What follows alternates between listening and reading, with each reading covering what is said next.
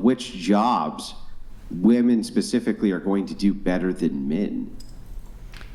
Well, actually, that's just an example about one of the societies. But in Malaysia, there's actually a lot more women in computer science fields because they value their intellect, and that's considered more feminine. It doesn't mean that they're better at it. We're gonna so without equivocation, men are better soldiers than women. Yes? Yes, majority, yes. Yes. What job are women better at than men? I would say like a lot of social work, perhaps. They're not. Which social work are they better at? Not that there's more of them, but they're better at it. Like psychiatrists, everything that involves a lot of mental How health. are women, and what makes women better at being psychiatrists than men? Well, because they're more, I feel like if you're entering such a field, you have to be able to be more empathetic, and we all agree that women are more empathetic. And you also need to be very logical, and we agreed that men are more logical. Yes, but if you're, I don't see how a man would not be just as good as a woman inside of the field of psychology nor psychiatry. In fact, I think psychiatry-wise, there's actually more men in that field. I think there's more women in the field of psychology. like I said, I don't have the exact statistics, and I'm not saying women would necessarily be better, but from a physical standpoint, the only thing is that I know for a fact that men fight better. I mean, we all know that, right? But I don't think that you can pinpoint on other specific jobs and say one is better than the other. I agree. I agree. So if that is the case, I would just agree with you, right? I would just say you're right. I don't think in many of I think that there's some jobs we could say men are going to be better at it, right? So for instance, I think men in general are going to be better at underwater welding. I think they're going to be better at construction, at concrete laying. I think they're going to be better at roofing. I think that they're going to be better at an innumerable amount of jobs which require physical strength. Mm-hmm. However, I can't think of a single job which requires less physical strength that men are going to be worse at than women. I can't think of one. Can you? No, go ahead. I wouldn't say that these jobs women are better than men at, but some examples could be things like fashion design or art. Or You mean hang on. You mean the job that gay men have? That's how you get all of the fashion of the world is invented by men for women, specifically gay men. Gay men are killing it. Okay, so Yeah. another They're example killing it. that I thought of is, you don't have to agree with this. By the but way, this this my is the case with perspective. makeup. This is the case with fashion. This is the case with, including lifestyle. All of that. That's all invented by men. That's all done by men. The gays are doing a great job. So some jobs that I thought of are caretaking, nursing. You don't No, have I'm to not- agree no, with I'm not me. laughing at you. Yeah, I'm hang on, not laughing Brian. at Let me you. go through them one at a time. Okay, let's take nursing. Nurses right now are on the. This is globally, not just here. Hospitals are desperate to have male nurses because women do not have the physical strength to move patients. They're desperate to get more male nurses. In the United States, there has been many such programs to destigmatize the gender distinction in nursing so that men don't feel like they have to feel bad by going into nursing, because that's how desperate nursing stations are to have men.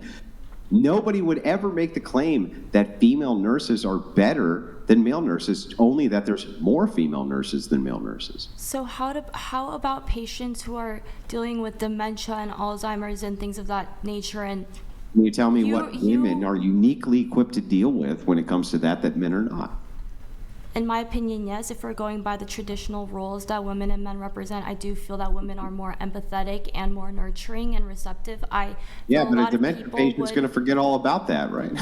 Well, that's not really the point. I was joking. It's a joke. It's a joke. But even if that's the case, that women are more empathetic than men, in all of those situations, you would still need logic, reason, all of those other things, which you think that men have a kind of, well, not the monopoly, but they're better at. There's no way you could never give me a trait set of why women would be better at taking care of dementia patients than men without me being able to give you a trait set back to say, okay, but this is why men would be better at it than women. There are many jobs that need effectiveness and, logic and reasoning, but there are also jobs that exist that need that more patient and understanding kind of quality. And Which I do feel ones? that women teaching, nursing, Teaching, wait, Therapy? teaching doesn't require logic and reason? I would say teaching, out of all the jobs you could think of, requires logic and reason above everything else. Otherwise, how do you teach them anything? in my personal experience, maybe from kindergarten to, I guess, like middle school, it was mainly more female teachers, or at least like male teachers Yes, that I agree embodied that that there's feminine more energies. female teachers, that- but I don't understand the trait of empathy for teaching, why that's more valuable than logic and reason. Can you explain that to me?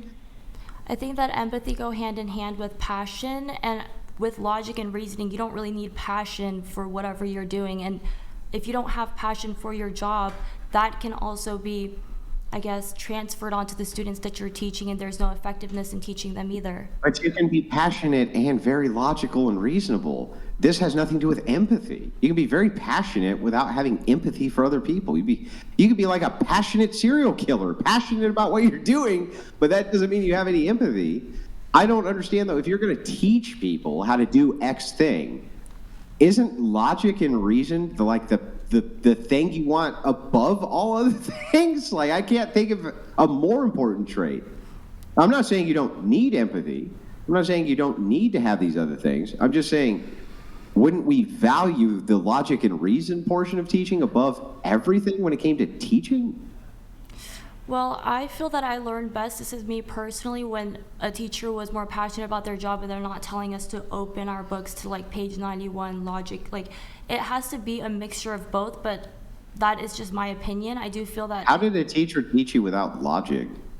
I'm not how? saying they didn't use logic, but I'm saying How, that how does somebody like empathetically teach you math? Like, I'm trying to think about it, right? How would one go about empathetically figuring out how to teach a person mathematics? I'm trying to think like how I could make you feel the math. How could I make you feel the math? Empathy is about being able to place yourself in other people's shoes. So if there's students struggling with learning something, you would at least be able to, you would at least need the empathy to at least be patient with them and to understand the progress that they're making. Yeah, but how would you make them feel the math? I never said that they were making. Yeah, us how? learn. So how would you go about teaching it? So you tell me real quick. Let's pretend for a second that I'm I don't know, first grader, and you're trying to teach me 1 + 1. What would be your first step to teaching me 1 + 1? So for me, is it just one student that I'm teaching, or is it a whole Yeah, classroom? just one student. Yeah, And what is their, I guess, like capacity of? they have a learning? normal capacity of a first grader, whatever that is. Okay, so Big Sass Energy donated $99. Blows my mind that people think empathy is an overwhelming need in taking care of people that are out of their mind. Affirming mental illness is not care, it's the opposite.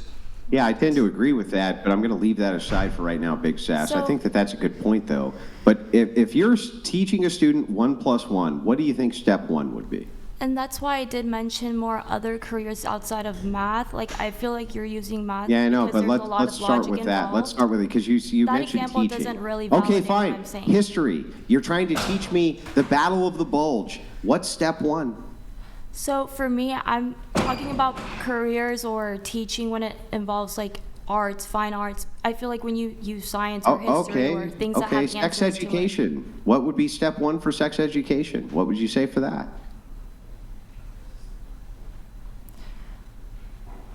How about physical education? Like, I can't actually think of anything in regards to teaching where you wouldn't value reason and logic above everything else. Like, I really can't, and I'm willing to give you the floor to demonstrate to me that I'm incorrect by just telling me pick any teaching subject you can possibly think of and tell me what step one to it would be. Well, English and Okay, step one English. would be for example, like there are different English classes. I just recently took literary device or like poetry, and you would need to Sure. feel that and be passionate about what and be able to Okay, so understand what the poem poetry. is. You're passionate about poetry. What's step one to teaching me poetry? What would be the first thing you would do? I would first preface by saying that there's no wrong answers in poetry. Okay, there's no wrong answers in poetry. What next? I would allow my students to kind of first like read through a poem and be able to like freely think and express what they truly feel from the poem, and then based off that we would have a discussion. I don't understand, teacher. Edgar Allan Poe's poem here. What does the beating heart represent? What do you think it represents? Now we're in logic and reason. You can definitely fuck up a haiku. I'm just saying. Like you can definitely fuck up a haiku. You can even fuck up a soliloquy. Like that's really easy. You ever fucked up a soliloquy? That Pantamic. What's that one? The Pantamic Tamanimer? Wait, what is it? Anissa, what is it? The Pentamic? Pantamic?